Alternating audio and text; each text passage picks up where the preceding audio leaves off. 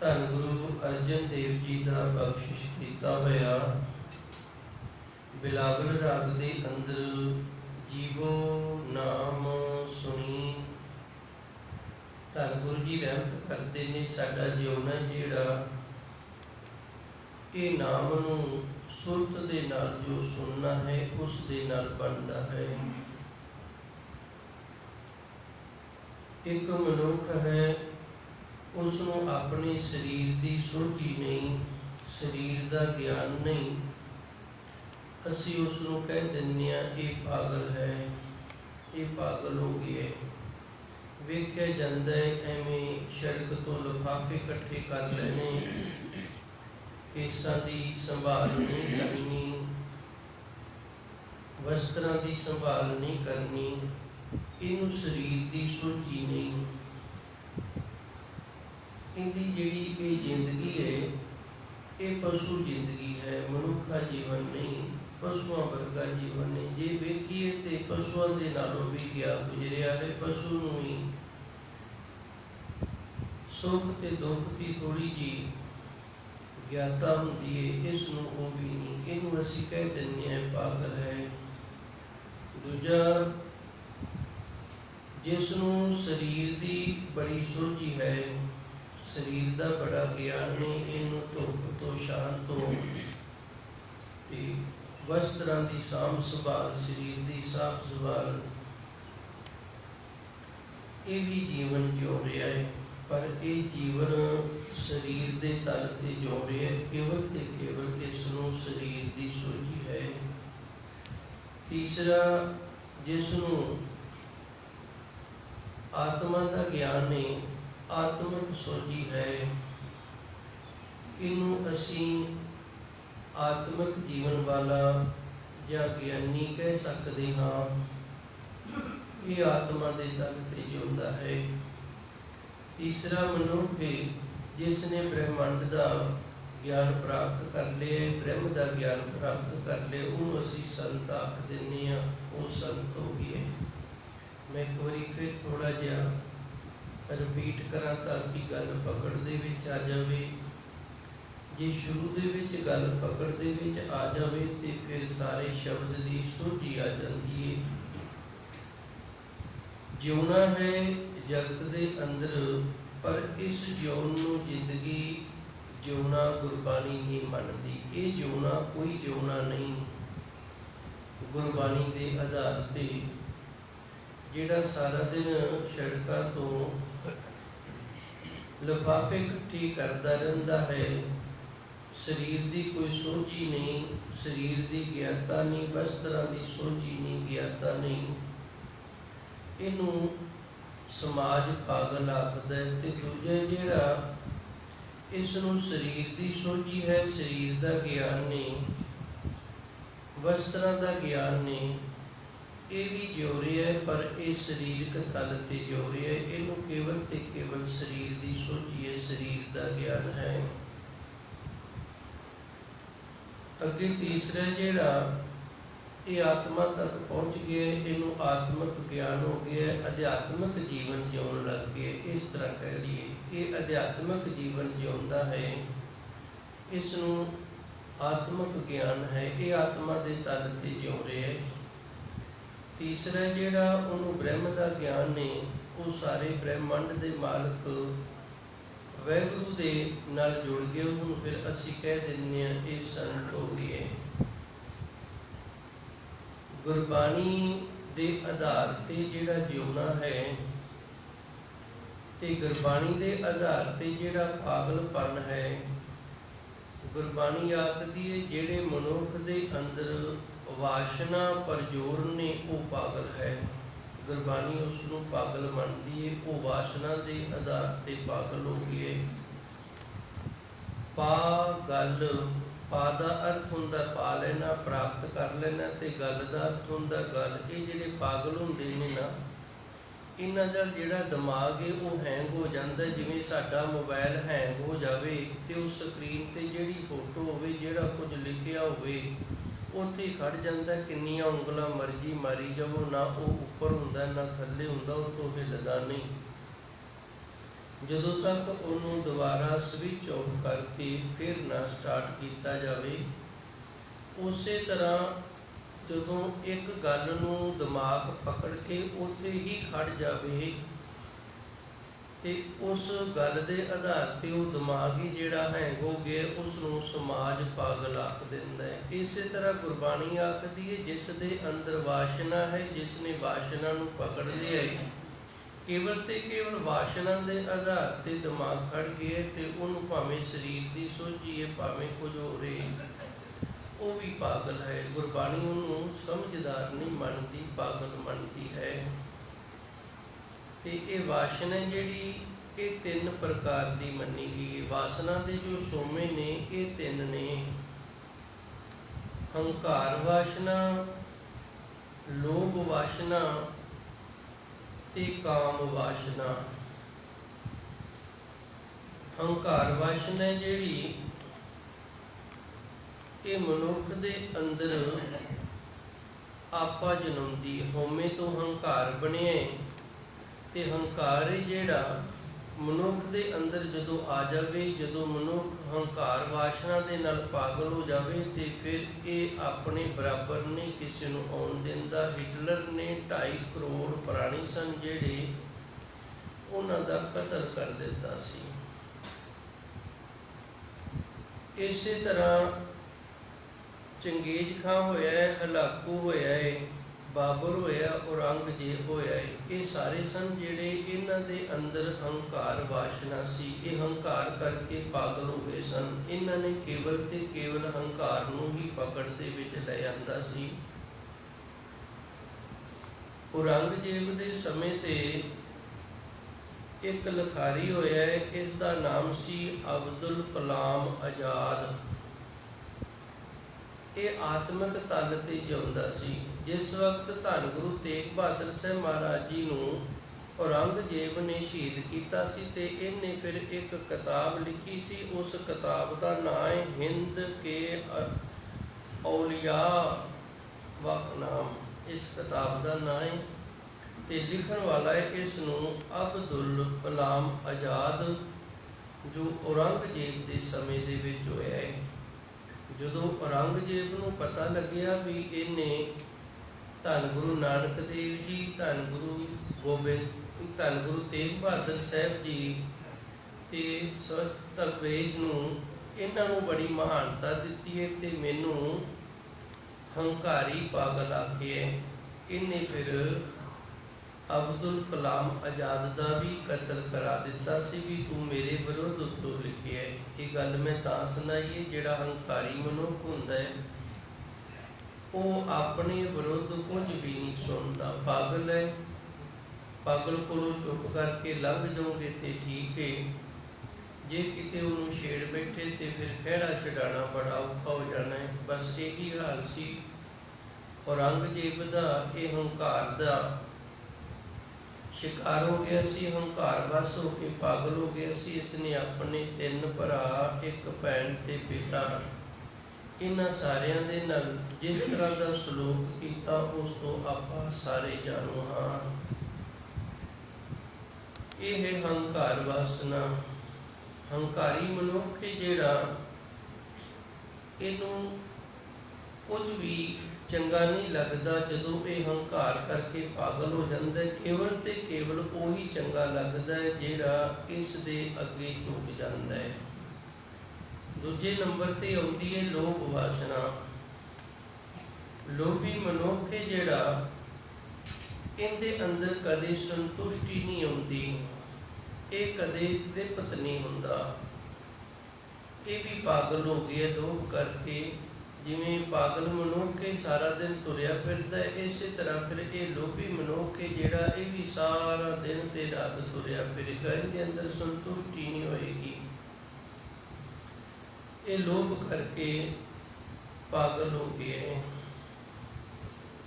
ਜਿਵੇਂ ਪਾਣੀ ਦੀ ਪਿਆਸ ਲੱਗੀ ਹੋਵੇ ਤੇ ਅਸੀਂ ਪਾਣੀ ਪੀ ਲਈਏ ਤੇ ਸਾਨੂੰ ਤ੍ਰਿਪਤੀ ਹੋ ਜਾਂਦੀ ਹੈ, ਪਰ ਇਹ ਜਿਹੜਾ ਲੋਭ ਹੈ ਇਹ ਤ੍ਰਿਸ਼ਨਾ ਦੀ ਇਸ ਤਰ੍ਹਾਂ ਦੀ ਅੱਗ ਹੈ, ਜਿਵੇਂ ਅੱਗ ਦੇ ਵਿੱਚ ਜਿੰਨੀਆਂ ਲੱਕੜਾਂ ਪਾਵਾਂਗੇ ਉਹ ਸਾਰੀਆਂ ਲੱਕੜਾਂ ਨੇ ਜਿਹੜੀਆਂ ਖਾਈ ਜਾਵੇਗੀ, ਤੇ ਕਦੇ ਉਹਨੇ ਇਹ ਨਹੀਂ ਆਖਣਾ ਬਸ ਕਰ ਮੈਂ ਰੱਜ ਗਈ ਹਾਂ। ਇਸੇ ਤਰ੍ਹਾਂ ਮਨੁੱਖ ਜਿਹੜਾ ਲੋਭੀ ਮਨੁੱਖ ਹੈ, ਇਹਨੂੰ ਕੋਈ ਤ੍ਰਿਪਤ ਨਹੀਂ ਕਰ ਸਕਦਾ, ਇਹਨੂੰ ਕੋਈ ਸੰਤੋਖ ਨਹੀਂ ਦੇ ਸਕਦਾ। ਤੇ ਜਿਹੜਾ ਸੰਤੋਖੀ ਹੈ ਨਾ, ਉਹਨੂੰ ਕੋਈ ਲੋਭ ਕਰਕੇ ਬਦਲ ਨਹੀਂ ਸਕਦਾ, ਉਸ ਨੂੰ ਕੋਈ ਦੁਖੀ ਨਹੀਂ ਕਰ ਸਕਦਾ। ਇਹ ਲੋਭ ਵਾਸ਼ਨਾ ਹੈ, ਲੋਭ ਕਰਕੇ ਹੰਕਾਰ ਹੋ ਜਾਣਾ। ਤੇ ਤੀਸਰੀ ਵਾਸ਼ਨਾ ਹੈ ਕਾਮ ਵਾਸ਼ਨਾ।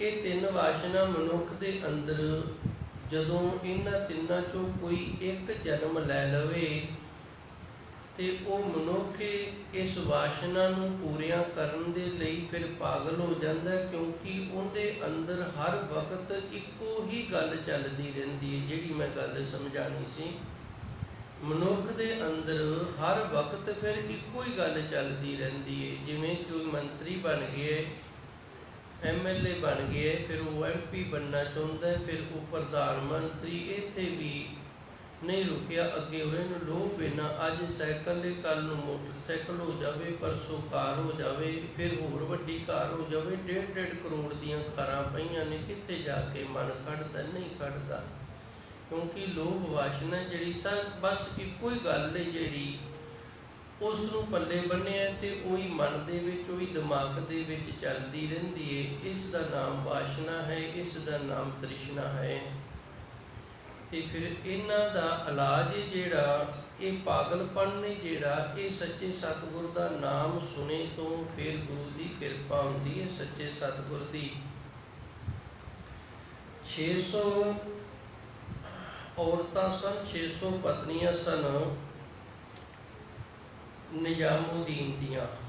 ਹੁਣ 600 ਪਤਨੀਆਂ ਦੇ ਨਾਲ ਵੀ ਇਹਨੂੰ ਕਾਮ ਵਾਸ਼ਨਾ ਕਰਕੇ ਸੰਤੁਸ਼ਟੀ ਨਹੀਂ ਸੀ ਹੋਈ, ਤੇ 400 ਪਤਨੀਆਂ ਸਨ, ਰਾਣੀਆਂ ਸਨ ਰਾਜਾ ਪਟਿਆਲੇ ਵਾਲੇ ਦੀਆਂ। ਆ ਹੁਣ ਥੋੜਾ ਜਿਹਾ ਦੂਰ ਗਿਆ ਇਤਿਹਾਸ।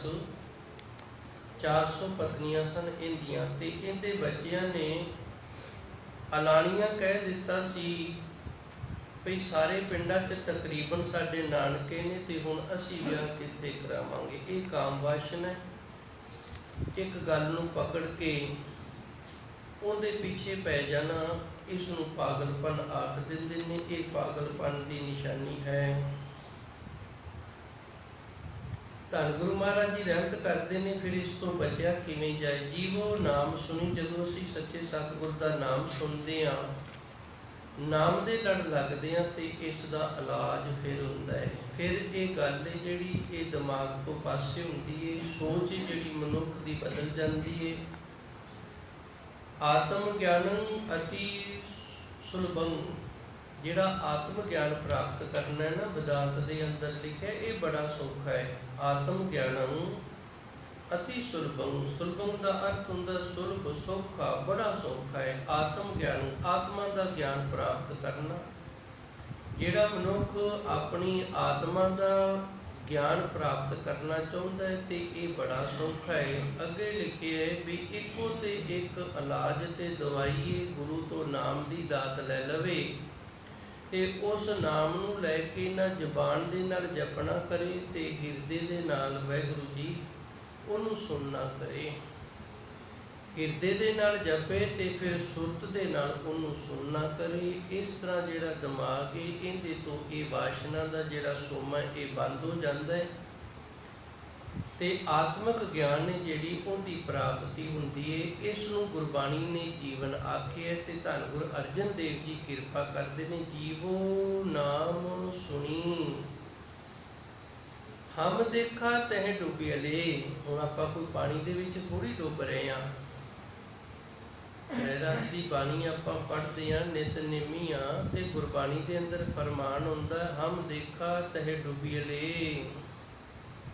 ਤੇ ਗੁਰੂ ਮਹਾਰਾਜ ਜੀ ਸਾਨੂੰ ਆਖਦੇ ਨੇ ਅਸੀਂ ਵੇਖ ਰਹੇ ਹਾਂ ਵੀ ਤੁਸੀਂ ਤਾਂ ਸਾਰੇ ਡੁੱਬ ਰਹੇ ਹੋ।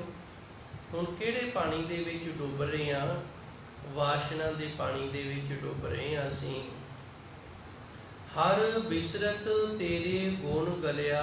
ਜਦੋਂ ਅਸੀਂ ਰੱਬ ਨੂੰ ਵਿਸਾਰ ਦਿੰਦੇ ਹਾਂ, ਨਾਮ ਨੂੰ ਵਿਸਾਰ ਦਿੰਦੇ ਹਾਂ, ਤੇ ਪਰਮਾਤਮਾ ਨੇ ਜਿਹੜੇ ਸਾਨੂੰ ਗੁਣ ਦਿੱਤੇ ਨੇ ਨਾ, ਉਹ ਵਿਸਰ ਜਾਂਦੇ ਨੇ, ਉਹ ਗਲ ਜਾਂਦੇ ਨੇ। ਕਿਵੇਂ ਗਲ ਜਾਂਦੇ ਨੇ? ਪ੍ਰਭੂ ਪਰਮਾਤਮਾ ਨੇ ਮੇਰੀ ਰੋਜੀ ਰੋਟੀ ਹੈ ਜਿਹੜੀ ਇਹ ਵਿਦਿਆ ਦੇ ਵਿੱਚ ਬਣਾਈ ਹੈ।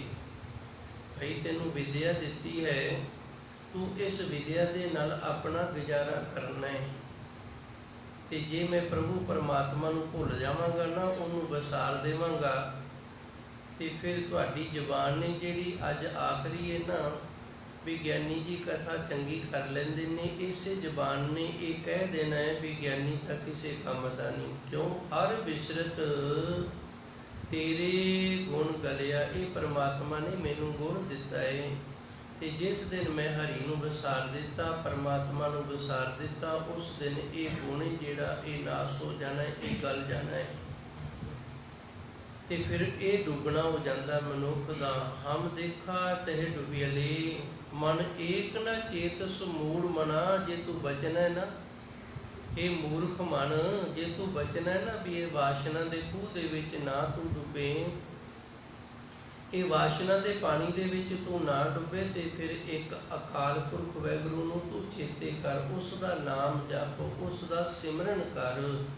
ਤੇ ਸਿਮਰਨ ਕਰਨ ਦਾ ਜਿਹੜਾ ਤਰੀਕਾ ਹੈ, ਗੁਰਬਾਣੀ ਦੇ ਅੰਦਰ ਵੀ ਗੁਰੂ ਮਹਾਰਾਜ ਜੀ ਸੱਚੇ ਸਤਿਗੁਰ ਦੱਸਦੇ ਨੇ, ਵਿਦਾਂਤ ਦੇ ਅੰਦਰ ਵੀ ਦੱਸਿਆ, ਤੇ ਸੰਤ ਮਹਾਂਪੁਰਸ਼ ਵੀ ਇਹੀ ਦੱਸਦੇ ਨੇ। ਗੁਰਬਾਣੀ ਆਖਦੀ ਏ, ਟੁਕ ਦਮ ਕਰਾਰੀ ਜੋ ਕਰੋ, ਹਾਜ਼ਰ ਹਜੂਰ ਖੁਦਾਏ। ਟੁਕ ਤੋਂ ਅਸੀਂ ਸਾਰੇ ਜਾਣੂ ਹਾਂ, ਕੋਈ ਔਖਾ ਸ਼ਬਦ ਨਹੀਂ। ਰੋਟੀ ਜਿਹੜੀ ਹੈ ਉਹਦੇ ਨਾਲੋਂ ਥੋੜ੍ਹਾ ਜਿਹਾ ਟੁਕੜਾ ਲਾ ਲਈਏ ਨਾ, ਤੇ ਕਈਆਂ ਥਾਵਾਂ ਤੇ ਇਹਨੂੰ ਆਖ ਦਿੰਦੇ ਨੇ ਬੁਰਕੀ, ਤੇ ਕਈਆਂ ਥਾਵਾਂ ਤੇ ਆਖ ਦਿੰਦੇ ਨੇ ਟੁਕ। ਆਪਾਂ ਆਖ ਦਿੰਦੇ ਹਾਂ ਰੋਟੀ ਦੀ ਬੁਰਕੀ ਖਾ ਲਾ, ਬੁਰਕੀ ਰੋਟੀ ਤਾਂ ਖਾ ਲਈਏ। ਜਦੋਂ ਕਿਤੇ ਕੰਮ ਦਾ ਜ਼ੋਰ ਹੁੰਦਾ ਨਾ, ਫਿਰ ਸਾਡੇ ਸ਼ਬਦ ਨਿਕਲਦੇ ਨੇ, ਬੁਰਕੀ ਰੋਟੀ ਤਾਂ ਖਾ ਲਈਏ, ਕਰੀ ਜਾਣਾ ਕੰਮ। ਤੇ ਕਈਆਂ ਥਾਵਾਂ ਤੇ ਆਖ ਦਿੰਦੇ ਨੇ ਟੁਕ ਖਾ ਲਓ। ਟੁਕ ਦਮ, ਹੁਣ ਗੁਰੂ ਮਹਾਰਾਜ ਜੀ ਰਹਿਮਤ ਕਰਦੇ ਨੇ, ਤੇਰੇ ਸਵਾਸ ਨੇ ਤੇ ਉਹਦਾ ਇੱਕ ਹਿੱਸਾ ਸਵਾਸ ਜਾਂਦਾ ਨਾ ਅੰਦਰ ਤੇ ਬਾਹਰ ਥੋੜਾ ਜਿਹਾ। ਹੁਣ ਟੁਕ ਦਾ ਅਰਥ ਬਣੇਗਾ ਥੋੜਾ ਜਿਹਾ, ਜਾਂ ਇੱਕ ਦਮ, ਇੱਕ ਸਵਾਸ। ਤੇ ਸਵਾਸ ਉਦੋਂ ਪੂਰਾ ਹੁੰਦਾ ਜਦੋਂ ਅੰਦਰੋਂ ਜਾ ਕੇ ਬਾਹਰ ਹੋ ਜਾਏ, ਇੱਕ ਦਮ ਪੂਰਾ ਹੋ ਗਿਆ। ਹਮ ਆਦਮੀ ਹਾਂ ਇੱਕ ਦਮੀ, ਅਸੀਂ ਇੱਕ ਦਮ ਵਾਲੇ ਬੰਦੇ ਹਾਂ। ਤੇ ਦਾਮੇ ਜਿਹੜਾ ਉਦੋਂ ਪੂਰਾ ਹੋ ਜਾਂਦਾ ਹੈ ਪ੍ਰਾਤਨ। ਇਹ ਸਾਡੀਆਂ ਗਿਣਤੀਆਂ ਸਾਨੂੰ ਬਈ ਇਤਨੇ ਦਮ ਮਨੁੱਖ ਜਿਹੜਾ ਇਹ ਲੈ ਲੈਂਦਾ, ਤੇ ਫਿਰ ਪਲ ਬਣ ਜਾਂਦਾ, ਚੱਸਾ ਬਣ ਜਾਂਦਾ, ਅੱਗੇ ਵਿਸ਼ੇ ਬਣ ਜਾਂਦੇ ਨੇ, ਫਿਰ ਘੜੀਆਂ ਬਣ ਜਾਂਦੀਆਂ ਨੇ। ਤੇ ਅੱਜ ਵੀ ਜੇ ਵੇਖੀਏ ਤੇ ਇਹੀ ਨਾਪ ਜਿਹੜਾ ਚੱਲ ਰਿਹਾ ਹੈ। ਡਾਕਟਰ ਸਾਡੀ ਨਬਜ਼ ਪਕੜ ਲੈਂਦਾ, ਜੇ 1 ਮਿੰਟ ਦੇ ਵਿੱਚ 70 ਵਾਰੀ ਨਾੜ ਧੜਕੀਏ ਤੇ 1 ਮਿੰਟ ਹੋ ਗਿਆ। ਤੰਦਰੁਸਤ ਮਨੁੱਖ ਜਿਹੜਾ, ਉਹਦੀ ਹਰ ਇੱਕ ਚੀਜ਼ ਜਿਹੜੀ ਉਹ ਸਹਿਜ ਨਾਲ ਚੱਲਦੀ ਏ, ਮਰਿਆਦਾ ਦੇ ਵਿੱਚ ਚੱਲਦੀ ਏ। ਜੇ ਉਹ ਤੰਦਰੁਸਤ ਨਹੀਂ ਤੇ ਨਬਜ਼ ਜਿਹੜੀ ਇਹ ਜ਼ਿਆਦਾ ਧੜਕਣ ਲੱਗ ਜਾਵੇਗੀ, ਸਵਾਸ ਨੇ ਜਿਹੜੇ ਇਹ ਖੁੱਲਣ ਲੱਗ ਜਾਣਗੇ, ਜ਼ਿਆਦਾ ਆਉਣ ਲੱਗ ਜਾਣਗੇ ਜਾਂ ਘੱਟ ਹੋ ਜਾਣਗੇ। ਸਰੀਰ ਦੀ ਤਕਲੀਫ ਮਨੁੱਖ ਦੇ ਸਵਾਸਾਂ ਤੋਂ, ਮਨੁੱਖ ਦੀ ਧੜਕਣ ਤੋਂ ਪਤਾ ਲੱਗਦਾ। ਜੇ ਮਰਿਆਦਾ ਵਿੱਚ ਚੱਲ ਰਹੀ ਹੈ ਤੇ ਠੀਕ ਹੈ, ਨਹੀਂ ਤਾਂ ਫਿਰ ਇਹ ਸਰੀਰ ਤੰਦਰੁਸਤ ਨਹੀਂ। ਰਹੋ ਵਿਚਾਰ, ਮੈਂ ਇੱਧਰ ਨਾ ਜਾਵਾਂ। ਟੁਕ ਦਮ ਕਰਾਰੀ ਜੋ ਕਰੋ, ਗੁਰੂ ਮਹਾਰਾਜ ਜੀ ਰਹਿਮਤ ਕਰਦੇ ਨੇ, ਜੇ ਤੇਰਾ ਇੱਕ ਦਮ ਹੈ ਨਾ ਜਿਹੜਾ, ਉਹਨੂੰ ਤੂੰ ਸਵਾਦਲਾ ਬਣਾ ਲਵੇਂ। ਭਾਵ ਇੱਕ ਵਾਰੀ ਵਾਹਿਗੁਰੂ ਆਖਿਆ ਸਵਾਸ ਦੇ ਨਾਲ, ਜੇ ਤੇਰੀ ਬਿਰਤੀ ਸੁਰਤੀ ਰੁਕ ਜਾਵੇ ਤੇ ਤੈਨੂੰ ਨਾਮ ਦਾ ਰਸ ਆ ਜਾਵੇ ਨਾ, ਹਾਜ਼ਰ ਹਜੂਰ ਖੁਦਾ, ਪਰਮਾਤਮਾ ਤੇਰੇ ਅੰਦਰ ਹਾਜ਼ਰ ਹੋ ਜਾਣਾ ਹੀ।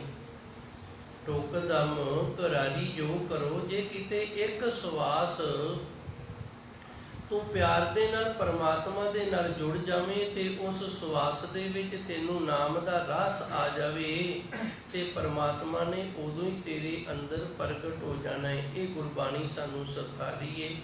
ਤੇ ਮਹਾਂਪੁਰਸ਼ ਵੀ ਕਹਿੰਦੇ ਨੇ ਵੀ ਜਦੋਂ ਸਵਾਸ ਅੰਦਰ ਜਾਵੇ ਉਦੋਂ ਵੀ ਵਾਹਿਗੁਰੂ ਆਖ, ਤੇ ਜਦੋਂ ਸਵਾਸ ਬਾਹਰ ਆਵੇ ਉਦੋਂ ਵੀ ਵਾਹਿਗੁਰੂ ਆਖ ਹੋ ਸਕਦਾ ਹੈ। ਕਿਤੇ ਗੁਰੂ ਤੇਰੇ ਤੇ ਇਹ ਜੋ ਗੁਰਬਾਣੀ ਦੀ ਤੋਕੇ, ਇਹਦੀ ਕਿਰਪਾ ਹੋ ਜਾਵੇ। ਤੇ ਵਿਦਾਂਤ ਦੇ ਅੰਦਰ ਵੀ ਇਹੀ ਲਿਖੀ ਹੈ ਵੀ ਬੜਾ ਸੌਖਾ ਤਰੀਕਾ ਆਤਮਿਕ ਗਿਆਨ ਪ੍ਰਾਪਤ ਕਰਨ ਦਾ, ਆਪਣੇ ਸਵਾਸਾਂ ਦੇ ਨਾਲ ਜੁੜ ਕੇ ਅੰਦਰ ਉਤਰ ਜਾਓ। ਤੇ ਜਦੋਂ ਅਸੀਂ ਕਮਰੇ ਦੇ ਅੰਦਰ ਪ੍ਰਵੇਸ਼ ਕਰ ਜਾਵਾਂਗੇ ਤੇ ਫਿਰ ਅੰਦਰ ਸਾਨੂੰ ਕਮਰੇ ਦਾ ਪੂਰਾ ਗਿਆਨ ਹੋ ਜਾਏਗਾ। ਇਸ ਤਰ੍ਹਾਂ ਆਤਮਿਕ ਗਿਆਨ ਦੀ ਪ੍ਰਾਪਤੀ ਹੁੰਦੀ ਹੈ। ਤੇ ਸੁਣ ਦੇ ਉੱਤੇ ਧੰਨ ਗੁਰੂ ਮਹਾਰਾਜ ਜੀ ਨੇ 4 ਪੌੜੀਆਂ ਲਿਖੀਆਂ ਨੇ। ਸੁਣਿਆ ਹੈ ਸਿੱਧ ਪੀਰ ਸੁਰਨਾਥ, ਜਿਨ੍ਹਾਂ ਨੇ ਸੁਰਤ ਦੇ ਨਾਲ ਨਾਮ ਨੂੰ ਸੁਣ ਲਿਆ, ਉਹਨਾਂ ਨੂੰ ਸਿੱਧੀਆਂ ਪ੍ਰਾਪਤ ਹੋ ਗਈਆਂ ਨੇ। ਉਹ ਗੁਰੂ ਬਣ ਗਏ ਨੇ, ਉਹ ਸੁਰ ਦੇਵਤੇ ਬਣ ਗਏ ਨੇ ਤੇ ਉਹ ਨਾਥ ਬਣ ਗਏ ਨੇ। ਜਦੋਂ ਤੱਕ ਸੁਰਤ ਦੇ ਨਾਲ ਨਾਮ ਨਹੀਂ ਅੰਦਰੋਂ ਸੁਣਿਆ ਗਿਆ, ਉਦੋਂ ਤੱਕ ਇਹ ਅਵਸਥਾ ਜਿਹੜੀਆਂ ਨੇ ਇਹ ਪ੍ਰਾਪਤ ਨਹੀਂ ਹੋਣਗੀਆਂ। ਜੀਵੋ ਨਾਮ ਸੁਣੀ। ਹੁਣ ਧੰਨ ਗੁਰੂ ਅਰਜਨ ਦੇਵ ਜੀ ਵੀ ਸੁਰਤ ਦੇ ਨਾਲ ਨਾਮ ਨੂੰ ਸੁਣਨਾ, ਜਿਹੜਾ ਇਹਦੇ ਨਾਲ ਜੀਵਨ ਜਿਉਣਾ, ਜਿਹੜਾ ਇਹਨੂੰ ਜੀਵਨ ਮੰਨਦੇ ਨੇ। ਤੇ ਜਿਹੜਾ ਵਾਸ਼ਨਾ ਦੇ ਨਾਲ ਨਾਮ ਜਿਉਣਾ ਹੈ, ਵਾਹਿਗੁਰੂ ਜੀ, ਜਿਹੜਾ ਵਾਸ਼ਨਾ ਦੇ ਨਾਲ ਜਿਉਣਾ ਹੈ ਨਾ, ਇਹ ਵਾਸ਼ਨਾ ਦੇ ਨਾਲ ਜਿਉਣਾ ਹੈ, ਡੁੱਬਣਾ ਹੈ। ਜਿਵੇਂ ਪਾਣੀ 'ਚ ਡੁੱਬ ਗਏ ਆ, ਮਰ ਗਏ ਆ, ਉਸੇ ਤਰ੍ਹਾਂ ਵਾਸ਼ਨਾ ਦੇ ਵਿੱਚ ਜਿਹੜਾ ਜਿਉਣਾ ਹੈ ਇਹ ਡੁੱਬਣਾ ਹੈ। ਤੇ ਗੁਰੂ ਮਹਾਰਾਜ ਜੀ ਸੱਚੇ ਸਤਿਗੁਰ ਕਹਿ ਰਹੇ ਨੇ, ਹਮ ਦੇਖਾ ਤਹਿ ਡੁੱਬਿਆਲੇ, ਕਈ ਵੇਖ ਰਹੇ ਆ ਤੁਸੀਂ ਸਾਰੇ ਹੀ ਡੁੱਬ ਰਹੇ ਹੋ। ਤੇ ਜੇ ਨਾਮ ਜਪੋ, ਨਾਮ ਨੂੰ ਸੁਰਤ ਦੇ ਨਾਲ ਸੁਣੋ, ਨਾਮ ਦੀ ਕਮਾਈ ਕਰੀਏ, ਨਾਮ ਅਭਿਆਸੀ ਹੋਈਏ, ਤੇ ਫਿਰ ਭਾਈ ਇਸ ਡੋਬੇ ਚੋਂ ਬਾਹਰ ਨਿਕਲ ਕੇ ਸਾਨੂੰ ਜੀਵਨ ਮਿਲ ਜਾਵੇਗਾ ਜੀ। ਜੋ ਸੋ ਪ੍ਰਸੰਨ ਭਈ ਗੁਰਪੁਰੇ, ਤਬ ਮੇਰੀ ਆਸ ਪੁਨੀ। ਇਹ ਮਨੁੱਖ ਦੀ ਆਸ ਹੈ। ਜੇ ਵੇਖੀਏ ਤੇ ਮਨੁੱਖ ਦਾ ਜੀਵਨ ਹੈ ਜਿਹੜਾ, ਉਹਦੀ ਆਸ ਦੇ ਉੱਤੇ ਨਿਰਭਰ ਕਰਦਾ ਹੈ। ਅਸੀਂ ਗੁਰੂ ਘਰ ਆਏ ਹਾਂ, ਇਹ ਆਸ ਲੈ ਕੇ ਆਏ ਹਾਂ ਵੀ ਸੱਚੇ ਸਤਿਗੁਰ ਅੱਜ ਤੇਰੇ ਤੋਂ ਗਿਆਨ ਦੀ ਪ੍ਰਾਪਤੀ ਕਰਨੀ ਹੈ, ਤੇ ਗੁਰੂ ਇਹ ਆਸ ਪੂਰੀ ਕਰ ਦੇਵੇਗਾ। ਜੇ ਅਸੀਂ ਗੁਰੂ ਘਰ ਆਏ ਹਾਂ ਇਹ ਆਸ ਲੈ ਕੇ ਵੀ ਸਾਡਾ ਕੋਈ ਸੰਸਾਰੀ ਕਾਰਜ ਉਹ ਹੋ ਜਾਵੇ, ਤੇ ਜੇ ਗੁਰੂ ਨੇ ਰਹਿਮਤ ਕਿਰਪਾ ਕਰਨੀ ਹੈ ਤੇ ਸਾਡਾ ਉਹ ਵੀ ਪੂਰਾ ਹੋ ਜਾਣਾ ਹੈ। ਹੁਣ ਕਈ ਗੁਰੂ ਘਰ ਆਸ ਲੈ ਕੇ ਆਉਂਦੇ ਸਨ ਵੀ ਗੁਰੂ ਮਹਾਰਾਜ ਜੀ ਸੱਚੇ ਸਤਿਗੁਰ ਦੇ ਨਾਲ ਅਸੀਂ ਯੁੱਧ ਕਰਕੇ ਵੇਖਣਾ ਹੈ, ਇਤਿਹਾਸ ਗਵਾਹ ਹੈ। ਗੁਰੂ ਮਹਾਰਾਜ ਜੀ ਸੱਚੇ ਸਤਿਗੁਰ ਫਿਰ ਸਾਹਮਣੇ ਆ ਜਾਂਦੇ ਸਨ, ਆਜੋ ਭਾਈ। ਵੱਡੇ ਗੁਰੂ ਸਰ ਮੈਦਾਨੀ ਜੰਗ ਦੇ ਵਿੱਚ ਧੰਨ ਗੁਰੂ ਮਹਾਰਾਜ ਜੀ ਸੱਚੇ ਸਤਿਗੁਰ ਸ੍ਰੀ ਹਰਗੋਬਿੰਦ ਸਾਹਿਬ ਜੀ ਤਿਆਰ ਹੋ ਰਹੇ ਸਨ, ਤੇ ਇੱਕ ਸਿੱਖ ਨੇ ਆਣ ਕੇ ਦੱਸ ਦਿੱਤਾ ਵੀ ਸੱਚੇ ਸਤਿਗੁਰ ਜੀ ਤੁਰਕ ਆਖ ਰਿਹਾ ਹੈ ਕਿ ਅੱਜ ਮੈਂ ਧੰਨ ਸ੍ਰੀ ਹਰਗੋਬਿੰਦ ਸਾਹਿਬ ਮਹਾਰਾਜ ਜੀ ਦਾ ਸੀਸ ਜਿਹੜਾ ਉਹ ਕੱਟ ਕੇ ਲੈ ਕੇ ਜਾਣਾ ਹੈ।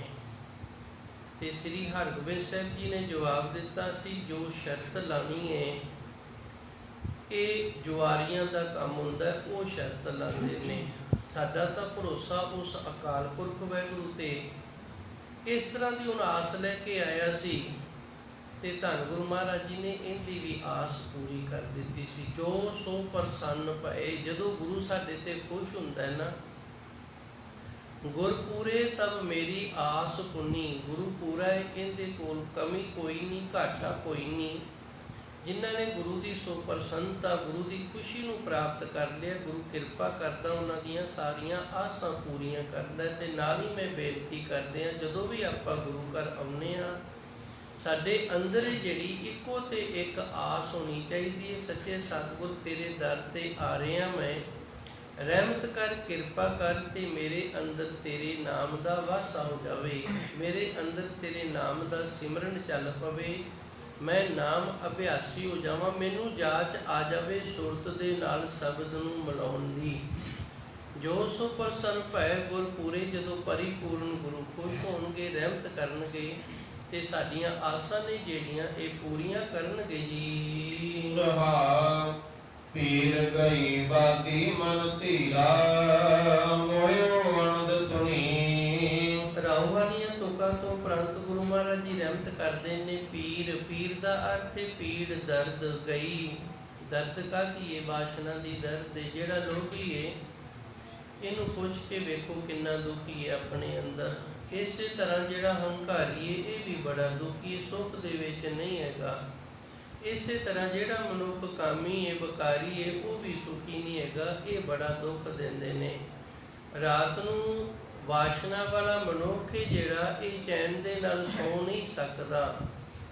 ਚਿੰਤਾ ਦੇ ਵਿੱਚ ਸਾਰੀ ਰਾਤ ਜਿਹੜੀ ਇਹ ਗੁਜ਼ਰ ਜਾਂਦੀ ਹੈ ਵੀ ਫਲਾਣਾ ਜਿਹੜਾ ਉਹ ਥੋੜਾ ਜਿਹਾ ਮੇਰੇ ਤੋਂ ਅੱਗੇ ਲੰਘਦਾ ਜਾਂਦਾ ਹੈ, ਤੇ ਕਿਵੇਂ ਨਾ ਕੋਈ ਇਸ ਤਰ੍ਹਾਂ ਦਾ ਪੁਆਇੰਟ ਖੇਡਿਆ ਜਾਵੇ, ਉਹਦੀ 2 ਕਿੱਲੇ ਪਹਿਲੀ ਵਿਕ ਜੇ ਤੇ ਮੇਰੇ ਤੋਂ ਪਿੱਛੇ ਹੋ ਜਾਵੇ, ਜਾਂ ਕੋਈ ਹੋਰ ਕਿਸੇ ਤਰ੍ਹਾਂ ਦਾ ਵਿਘਨ ਆ ਜਾਵੇ ਤੇ ਮੇਰੇ ਬਰਾਬਰ ਨਾ ਆਵੇ, ਮੇਰੇ ਤੋਂ ਪਿੱਛੇ ਹੋ ਜਾਵੇ।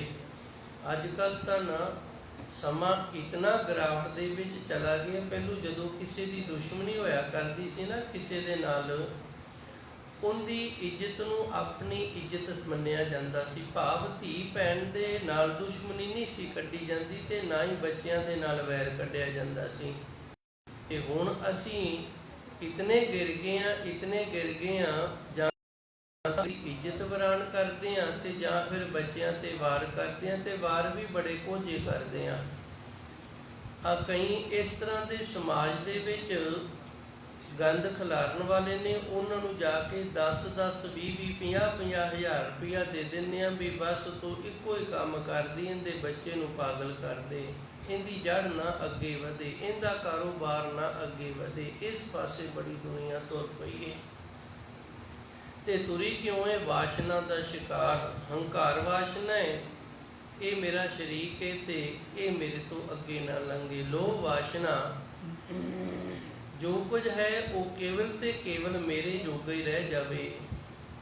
ਤੇ ਕਾਮ ਵਾਸ਼ਨਾ, ਇਹ ਹਰ ਵਕਤ ਮਨੁੱਖ ਦੇ ਅੰਦਰ ਚੱਲ ਰਹੀ ਹੈ। ਪੀਰ ਗਈ ਬਾਧੀ ਮਨ ਧੀਰਾ। ਧੰਨ ਗੁਰੂ ਜੀ ਰਹਿਮਤ ਕਰਦੇ ਨੇ, ਜਦੋਂ ਸੱਚੇ ਸਤਿਗੁਰ ਦੀ ਰਹਿਮਤ ਹੋ ਗਈ ਹੈ, ਨਾਮ ਨੂੰ ਸੁਣ ਕੇ ਅਸੀਂ ਜਿਉਣ ਲੱਗ ਗਏ ਹਾਂ। ਨਾਮ ਜਿਹੜਾ ਸ਼ਬਦ ਤੇ ਸੁਰਤ ਦਾ ਸੁਮੇਲ ਹੋ ਗਿਆ ਹੈ, ਫਿਰ ਇਹ ਜਿਹੜੇ ਦੁੱਖ ਨੇ ਨਾ ਵਾਸ਼ਨਾ ਕਰਕੇ ਪੈਦਾ ਹੁੰਦੇ ਨੇ, ਇਹ ਚਲੇ ਜਾਂਦੇ ਨੇ। ਬਾਧੀ ਮਨ ਧੀਰਾ, ਤੇ ਮਨ ਦੇ ਵਿੱਚ ਧੀਰਜ ਵੱਜ ਗਿਆ, ਮਨ ਟਿਕਾਓ ਦੇ ਵਿੱਚ ਆ ਗਿਆ। ਮਨ ਦੇ ਵਿੱਚ ਇਹ ਭਰੋਸਾ ਆ ਗਿਆ, ਬਿਨ ਕਰਮਾ ਕਿਛ ਪਾਈਏ ਨਹੀਂ। ਜੇ ਬਹੁ ਤੇਰਾ ਧਾਵੇ ਪਈ ਕਿੰਨੇ ਭੱਜ ਲਾ, ਜਿਹੜੀ ਚੀਜ਼ ਉਹ ਤਾਂ ਕਰਮਾਂ ਦੇ ਨਾਲ ਮਿਲਣੀ। ਜੇ ਕਰਮਾਂ ਚ ਹੈ ਤੇ ਮਿਲ ਜਾਣਾ, ਜੇ ਨਹੀਂ ਕਰਮਾਂ ਚ ਤੇ ਨਹੀਂ ਮਿਲਣਾ। ਇਹ ਧੀਰਜ ਵੱਜ ਗਈ, ਸੰਤੋਖ ਆ ਗਏ, ਸਬਰ ਆ ਗਏ। ਜਥਾ ਲਾਭ ਤਥਾ ਸੰਤੁਸ਼ਟ। ਵਿਦਾਂਤ ਦੇ ਵਿੱਚ ਇਹਨੂੰ ਇਸ ਤਰ੍ਹਾਂ ਦੱਸਿਆ, ਜਥਾ ਲਾਭ ਤਥਾ ਸੰਤੁਸ਼ਟ। ਜਿਸ ਤਰ੍ਹਾਂ ਦਾ ਕੁਝ ਮਿਲ ਗਿਆ ਖੁਸ਼ ਹੋ ਗਿਆ, ਬਸ ਬੱਲੇ ਬੱਲੇ ਹੈ। ਇਸ ਤਰ੍ਹਾਂ ਮਨ ਜਿਹੜਾ ਇਹ ਧੀਰਜ ਦੇ ਵਿੱਚ ਆ ਗਿਆ। ਪੀਰ ਗਈ ਬਾਧੀ ਮਨ ਧੀਰਾ। ਗੁਰੂ ਨੇ ਰਹਿਮਤ ਕੀਤੀ, ਕਿਰਪਾ ਕੀਤੀ। ਵਾਸ਼ਨਾ ਦੇ ਵਿੱਚ ਡੁੱਬ ਰਹੇ ਸੀ, ਆਪ ਬਾਂਹ ਪਕੜ ਕੇ ਗੁਰੂ ਮਹਾਰਾਜ ਜੀ ਨੇ ਕੱਢ ਲਏ ਤੇ ਮਨ ਨੂੰ ਹੁਣ ਧੀਰਜ ਹੋ ਗਈ ਏ, ਮਨ ਨੂੰ ਭਰੋਸਾ ਹੋ ਗਿਆ, ਮਨ ਟਿਕਾਓ ਦੇ ਵਿੱਚ ਸ਼ਾਂਤੀ ਜਾ ਗਿਆ। ਮੋਹਿਓ ਅਣਦ ਧੁਨੀ, ਇਹ ਸਾਡੇ ਅੰਦਰ ਧੁਨ ਪੈਦਾ ਹੁੰਦੀ। ਧੁਨੀ ਤੋਂ ਸਾਡੀ ਧੁਨੀ ਸ਼ਬਦ ਹੈ ਨਾ ਜਿਹੜਾ ਇਹ ਬਣਿਆ ਹੈ। ਜਦੋਂ ਖਿਆਲ ਪੈਦਾ ਹੁੰਦਾ ਹੈ, ਪਵਨ ਜਿਹੜੀ ਧੁਨੀ ਦੇ ਨਾਲ ਟਕਰਾਉਂਦੀ ਏ ਤੇ ਇੱਥੋਂ ਫਿਰ ਧੁਨ ਪੈਦਾ ਹੁੰਦੀ ਏ। ਮੋਹਿਓ ਅਣਦ ਧੁਨੀ, ਉਸ ਪ੍ਰਭੂ ਪਰਮਾਤਮਾ ਦੇ ਨਾਮ ਦੀ ਆਵਾਜ਼ ਜੋ ਸਾਡੇ ਅੰਦਰ, ਉਸ ਪ੍ਰਭੂ ਪਰਮਾਤਮਾ ਦੀ ਧੁਨ ਜੋ ਸਾਡੇ ਅੰਦਰ ਉਤਪੰਨ ਹੋ ਰਹੀ ਹੈ ਨਾ, ਜਦੋਂ ਉਹ ਸੁਣਨ ਲੱਗ ਜਾਵੇ ਤੇ ਫਿਰ ਮਨ ਜਿਹੜਾ ਇਹਦੇ ਨਾਲ ਮੋਹਿਆ ਜਾਂਦਾ ਹੈ। ਤੇ ਗੁਰੂ ਮਹਾਰਾਜ ਜੀ ਸੱਚੇ ਸਤਿਗੁਰ ਨੇ ਜੋ ਪਹਿਲੀ ਤੁਕ ਦੇ ਵਿੱਚ ਲਿਖਿਆ ਨਾ, ਜੀਵੋ ਨਾਮ ਸੁਣੀ, ਇਹੀ ਉਹ ਪ੍ਰਭੂ ਪਰਮਾਤਮਾ ਦਾ ਨਾਮ ਹੈ। ਇਸ ਨਾਮ ਨੂੰ ਸੁਣ ਕੇ ਹੀ ਮਨੁੱਖ ਦਾ ਜਿਹੜਾ ਜਿਉਣਾ ਹੈ ਉਹ ਜਿਉਣਾ ਹੈ, ਨਹੀਂ ਤਾਂ ਉਸ ਦਾ ਜਿਉਣਾ ਨਹੀਂ। ਸੱਚੇ ਸਤਿਗੁਰ ਕਿਰਪਾ ਕਰਦੇ ਨੇ। ਮੋਹਿਓ ਅਨੰਦ ਧੁਨੀ, ਇਹ ਆਨੰਦ ਵਾਲੀ ਧੁਨ ਹੈ ਜਿਹੜੀ, ਜਿਹਨੂੰ ਅਣਹਦ ਵੀ ਆਖਿਆ, ਅਨਾਦ ਵੀ ਆਖਿਆ। ਇਹਨਾਂ ਦੇ ਵੀ ਮੈਂ ਅਰਥ ਕਰਦਾ, ਅਣਹਦ, ਇਸ ਦੀ ਹੱਦ ਕੋਈ ਨਹੀਂ। ਜਿਵੇਂ ਸਾਡੀ ਹੱਦ ਜਨਮ ਤੋਂ ਸ਼ੁਰੂ ਹੁੰਦੀ ਹੈ ਤੇ ਮਰਨ ਤੇ ਜਾ ਕੇ ਖਤਮ ਹੋ ਜਾਏਗੀ, ਪਿੰਡਾਂ ਦੀਆਂ ਹੱਦਾਂ ਨੇ। ਸਾਡੀ ਕਮਾਈ ਦੀ ਹੱਦ ਹੈ, ਇਸ ਤੋਂ ਵੱਧ ਅਸੀਂ ਨਹੀਂ ਕਮਾ ਸਕਦੇ। ਸਾਡੇ ਖਰਚੇ ਦੀ ਹੱਦ ਹੈ, ਇਸ ਤੋਂ ਵੱਧ ਅਸੀਂ ਨਹੀਂ ਖਰਚਾ ਕਰ ਸਕਦੇ। ਜੇ ਖਰਚਾ ਕਰਾਂਗੇ ਤੇ ਕਰਜ਼ਾਈ ਹੋ ਜਾਵਾਂਗੇ। ਜਿਹੜੇ ਹੱਦ ਬੰਨੇ ਟੱਪ ਜਾਂਦੇ ਨੇ ਫਿਰ ਉਪਾਅ ਲੈ ਕੇ ਵੀ ਮਰਦੇ ਨੇ। ਪਰ ਇਸ ਧੁਨ ਦੀ ਹੱਦ ਕੋਈ ਨਹੀਂ। ਭਾਵ ਕਿਸੇ ਨੂੰ ਇਸ ਗੱਲ ਦੀ ਸੋਝੀ ਨਹੀਂ ਵੀ ਕਦੋਂ ਤੋਂ ਇਹ ਧੁਨ ਪੈਦਾ ਹੋਈ ਸੀ ਤੇ ਕਿੱਥੇ ਤੱਕ ਇਹਦਾ ਅੰਤ ਹੈ। ਇਹ ਕਿਸੇ ਨੂੰ ਗਿਆਨ ਨਹੀਂ, ਤਾਂ ਇਹਨੂੰ ਅਣਹਦ ਕਹਿ ਦਿੰਦੇ ਨੇ, ਅਨਾਹਤ। ਦੂਜਾ ਨਾਮ ਇਹਦਾ ਅਨਾਹਤ ਰੱਖਿਆ ਹੈ। ਹੱਥ ਦਾ ਅਰਥ ਹੁੰਦਾ ਹੈ ਵੱਜਣਾ, ਟਕਰਾਉਣਾ। ਇਸ ਨੇ ਮੈਨੂੰ ਆਹਤ ਪਹੁੰਚਾਈ ਹੈ, ਭਾਵ ਇਸ ਨੇ ਮੇਰੇ ਮਾਰੇ ਆ ਕੁਝ ਜਿਹਦੇ ਨਾਲ ਮੈਨੂੰ ਦੁੱਖ ਹੋਇਆ। ਅਣਆਹਤ, ਦੋ ਚੀਜ਼ਾਂ ਟਕਰਾਉਂਦੀਆਂ ਨੇ ਤੇ ਆਵਾਜ਼ ਪੈਦਾ ਹੁੰਦੀ ਹੈ। ਦਾਸ ਫਿਰ ਇਹਨੂੰ ਇਸ ਤਰ੍ਹਾਂ ਸਮਝਾਉਂਦਾ ਹੈ, ਇੱਕ ਅੱਖਰਾਂ ਦੇ ਨਾਲ ਆਹਤ ਆਵਾਜ਼ ਪੈਦਾ ਹੁੰਦੀ ਹੈ। ਜਦੋਂ ਅੱਖਰ ਅੰਦਰੋਂ ਹਵਾ ਨਿਕਲਦੀ ਹੈ, ਸਾਡੇ ਗਲ ਦੇ ਵਿੱਚ ਫਰਰੇ ਹੁੰਦੇ ਨੇ, ਇਹਨਾਂ ਨੂੰ ਫਰਰੇ ਆਖਿਆ ਜਾਂਦਾ, ਜੋ ਸਾਡੇ ਗਲ ਦੇ ਵਿੱਚ ਹੁੰਦੇ ਨੇ ਇਸ ਜਗ੍ਹਾ ਤੇ। ਇਹ ਫਰਿਆਂ ਦੇ ਨਾਲ ਹਵਾ ਜਿਹੜੀ ਅੰਦਰ ਵਾਲੀ ਟਕਰਾਉਂਦੀ ਹੈ, ਜਦੋਂ ਹਿਰਦੇ 'ਚੋਂ ਸ਼ਬਦ ਦੇ ਖਿਆਲ ਨੂੰ ਲੈ ਕੇ ਇਹਨਾਂ ਨਾਲ ਟਕਰਾਉਂਦੀ ਹੈ, ਤੇ ਫਿਰ ਜ਼ਬਾਨ ਨੇ ਜਿਹੜੀ ਉਸ ਹਵਾ ਨੂੰ ਕੰਟਰੋਲ ਕਰਕੇ ਮੂੰਹ ਦੀ ਆਕ੍ਰਿਤੀ ਇਸ ਤਰ੍ਹਾਂ ਦੀ ਬਣਦੀ ਹੈ, ਫਿਰ ਉਹ ਅੱਖਰ ਬਣਦੇ ਨੇ। ਇਹਨਾਂ ਨੂੰ ਅੱਖਰੀ ਧੁਨ ਆਖਿਆ ਗਿਆ। ਇਹ ਆਵਾਜ਼, ਇਹ ਧੁਨ ਪੈਦਾ ਹੋਈ ਹੈ ਅੱਖਰਾਂ ਤੋਂ। ਸੰਯੋਗ ਦਿੱਤਾ ਇਹਦੇ ਵਿੱਚ ਹਵਾ ਨੇ। ਦੋ ਚੀਜ਼ਾਂ ਨੂੰ ਆਪਸ ਦੇ ਵਿੱਚ ਟਕਰਾਓ, ਉੱਥੋਂ ਵੀ ਆਵਾਜ਼ ਪੈਦਾ ਹੋ ਗਈ, ਉਹਨੂੰ ਧਨਾਤਮਕ ਕਹਿੰਦੇ ਨੇ। ਇਹ ਧੁਨ ਪੈਦਾ ਹੋਈ ਹੈ ਪਰ ਧਨ ਤੋਂ ਭਾਵ ਠੋਸ ਪਦਾਰਥਾਂ ਤੋਂ ਪੈਦਾ ਹੋਈ ਹੈ।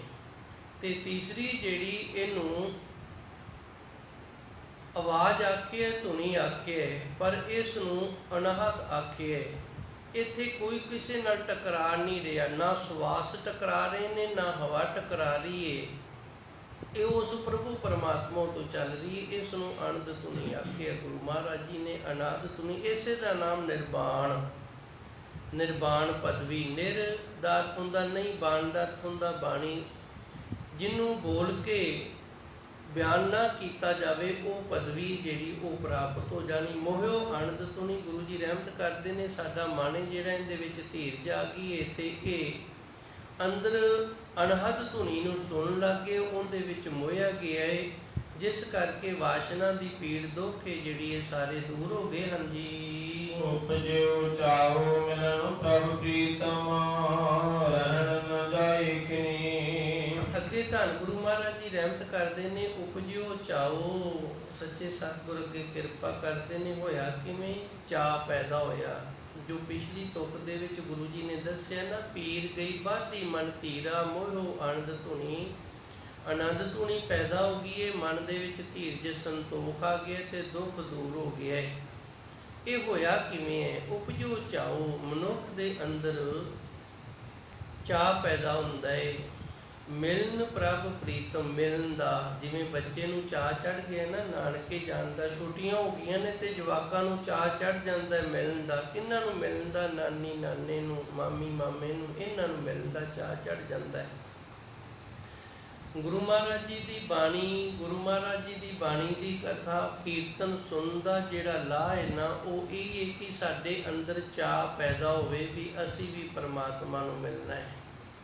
ਉਪਜਿਓ ਚਾਓ ਮਿਲਨ ਪ੍ਰਭ ਪ੍ਰੀਤਮ, ਆਪਣੇ ਪ੍ਰੀਤਮ ਪਿਆਰੇ ਪ੍ਰਭੂ ਪਰਮਾਤਮਾ ਨੂੰ ਮਿਲਣ ਦਾ ਜਿਹੜਾ ਚਾਅ ਪੈਦਾ ਹੋਇਆ ਹੈ, ਉਸ ਚਾਅ ਨੇ ਫਿਰ ਮਿਹਨਤ ਕਰਵਾਈ ਹੈ। ਵੇਖਿਆ ਗਿਆ ਹੈ ਜਿਹੜਾ ਵੀ ਕੰਮ ਅਸੀਂ ਚਾਅ ਦੇ ਨਾਲ ਕਰੀਏ ਨਾ, ਉਹਦੇ ਵਿੱਚ ਲੋੜ ਤੋਂ ਜ਼ਿਆਦਾ ਸਫਾਈ ਹੋਏਗੀ, ਲੋੜ ਤੋਂ ਜ਼ਿਆਦਾ ਉਸ ਕੰਮ ਦੇ ਵਿੱਚ ਬਰਕਤ ਹੋ ਜਾਵੇਗੀ, ਤੇ ਲੋੜ ਤੋਂ ਜ਼ਿਆਦਾ ਜਿਹੜਾ ਉਹ ਕੰਮ ਹੋ ਜਾਵੇਗਾ। ਜਿੰਨਾ ਅਸੀਂ ਕਰ ਸਕਦੇ ਹਾਂ ਨਾ, ਉਸ ਤੋਂ ਜ਼ਿਆਦਾ ਉਹ ਕੰਮ ਹੋ ਜਾਂਦਾ, ਉਸ ਤੋਂ ਜ਼ਿਆਦਾ ਸਫਾਈ ਤੇ ਉਸ ਤੋਂ ਜ਼ਿਆਦਾ ਜਿਹੜਾ ਉਹਦੇ 'ਚ ਬਰਕਤ ਪੈ ਜਾਂਦੀ, ਕਿਉਂਕਿ ਚਾਅ ਦੇ ਨਾਲ ਕੀਤਾ ਹੈ, ਮਨ ਦੇ ਵਿੱਚ ਚਾਅ ਹੈ ਉਹਨੂੰ ਕਰਨ ਦਾ। ਉਪਜੋ ਚਾਓ ਮਿਲਨ ਪ੍ਰਭ ਪ੍ਰੀਤਮ, ਜਿਨ੍ਹਾਂ ਗੁਰੂ ਸਵਾਰਿਆਂ ਦੇ ਅੰਦਰ ਪਰਮਾਤਮਾ ਨੂੰ ਪ੍ਰਾਪਤ ਕਰਨ ਦਾ ਚਾਅ ਪੈਦਾ ਹੋ ਗਿਆ ਹੈ। ਰਹਿਣ ਨਾ ਜਾਏ ਇੱਕ ਖਿਣੀ, ਉਹਨਾਂ ਵਾਸਤੇ ਨਾ ਹੁਣ ਇੱਕ ਖਿਣ, ਥੋੜ੍ਹਾ ਜਿਹਾ ਸਮਾਂ। ਇਹ ਸਮੇਂ ਦੀਆਂ ਇਕਾਈਆਂ ਨੇ ਪੁਰਾਣੀਆਂ ਸਾਡੀਆਂ, ਉਹਨਾਂ ਦੇ ਲਈ ਇੱਕ ਖਿਣ ਦਾ ਸਮਾਂ, ਭਾਵ ਥੋੜ੍ਹਾ ਜਿਹਾ ਸਮਾਂ ਨਾ ਜਿਹੜਾ ਇਹ ਹੁਣ ਨਹੀਂ ਰਿਹਾ ਜਾ ਸਕਦਾ। ਬੱਚਿਆਂ ਨੂੰ ਪੁੱਛ ਕੇ ਵੇਖੋ, ਬੱਚੇ ਆਖਣਗੇ ਬਸ ਸਾਡੇ ਖੰਭ ਲੱਗੇ ਹੋਣ ਤੇ ਅਸੀਂ ਉੱਡ ਕੇ ਨਾਨਕੇ ਪਹੁੰਚ ਜਾਈਏ, ਇਤਨਾ ਚਾਅ ਚੜ੍ਹ ਗਏ।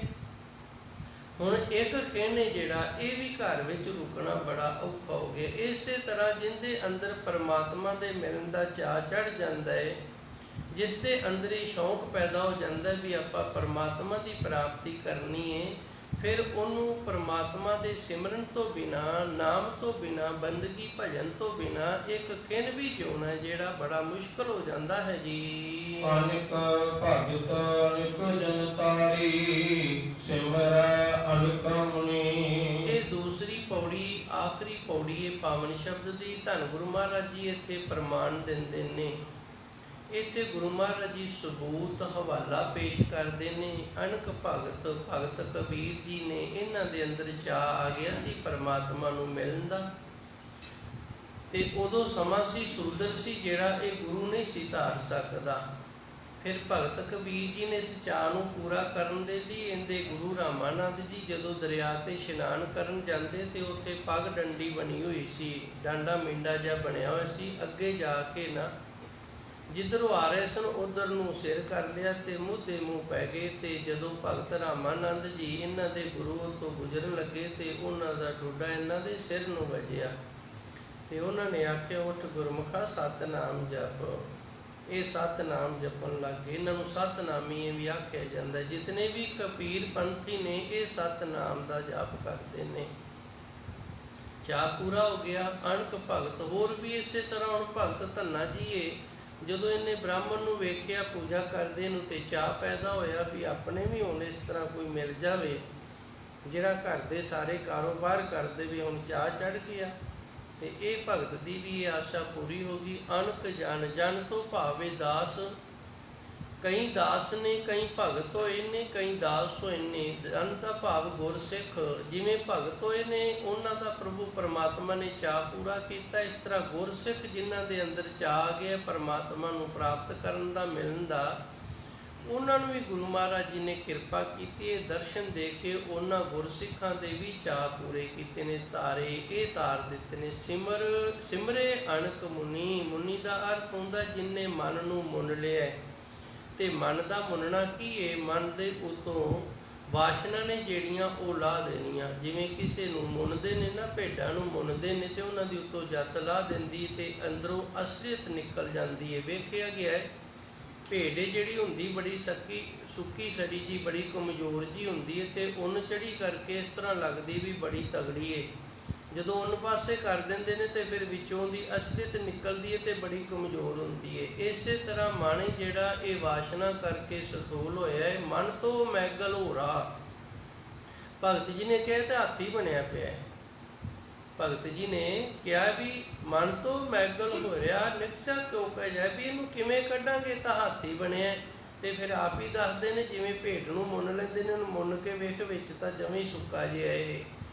ਅਣਖ ਮੁਨੀ, ਜਿਨ੍ਹੇ ਮਨ ਨੂੰ ਮੁੰਨ ਲਿਆ, ਜਿਨ੍ਹੇ ਮਨ ਦੇ ਉਤੋਂ ਵਾਸ਼ਨਾ ਦੀ ਜੱਤ ਲਾਹ ਦਿੱਤੀ ਹੈ, ਵਿਕਾਰਾਂ ਬੁਰਾਈਆਂ ਦਾ ਜਿਹੜਾ ਭਾਰ, ਜਿਹੜਾ ਮਿੱਟ ਖਾਨਾ ਚੜਿਆ ਮਨ ਤੇ ਉਹ ਸਾਰਾ ਲਾਹ ਦਿੱਤਾ, ਉਹਨੂੰ ਮੁਨੀ ਆਖਿਆ ਜਾਂਦਾ। ਸਿਮਰੇ ਅਣਖ ਮੁਨੀ। ਹੇ ਸੱਚੇ ਸਤਿਗੁਰ ਜੀ, ਤੇਰੇ ਚਾਅ ਦੇ ਵਿੱਚ ਆਣ ਕੇ ਅਣਖ ਮੁਨੀ ਨੇ ਜਿਨ੍ਹਾਂ ਨੇ ਤੇਰਾ ਸਿਮਰਨ ਕਰਕੇ ਇਹ ਆਸਾ ਪੂਰੀ ਕਰਵਾਈ ਹੈ ਜੀ। ਅੰਦਲੇ ਟਿਕ ਨਿਰਧਨ ਧਨ ਪਾਇਓ, ਪ੍ਰਭ ਨਾਨਕ ਅਨਕ ਗੁਣੀ। ਧੰਨ ਗੁਰੂ ਜੀ ਰਹਿਮਤ ਕਰਦੇ ਨੇ, ਜਿਹੜਾ ਅੰਨਾ ਮਨੁੱਖ ਨਾ ਸਿਮਰਨ ਕਰਦਿਆਂ ਉਹਨੂੰ ਆਸਰਾ ਮਿਲ ਜਾਂਦਾ। ਇੱਥੇ ਅੰਨੇ ਤੋਂ ਭਾਵ ਅੱਖਾਂ ਵਾਲਾ ਅੰਨਾ ਨਹੀਂ ਹੈਗਾ।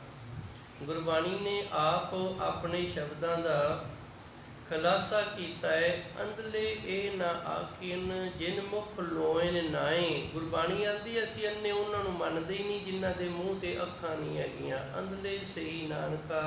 ਗੁਰੂ ਮਹਾਰਾਜ ਜੀ ਰਹਿਮਤ ਕਰਦੇ ਨੇ, ਅੰਨੇ ਉਹ ਨੇ ਕਿਹੜੇ?